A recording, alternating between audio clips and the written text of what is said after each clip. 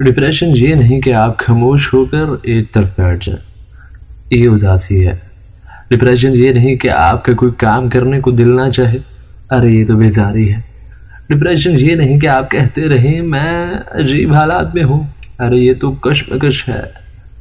Depression صرف یہ ہے کہ آپ اندرونی حالت چھپاتے ہوئے بے تکان بلا جواز ہنستے رہے، اتنا ہنسے کہ آپ کی آنکھوں کے کنارے بھیگ جائیں اور آپ ہنستے ہنستے انتہائی خاموشی اور غیر محسوس انداز سے آنکھوں کے بھیگے ہوئے کنارے صاف کر لیں۔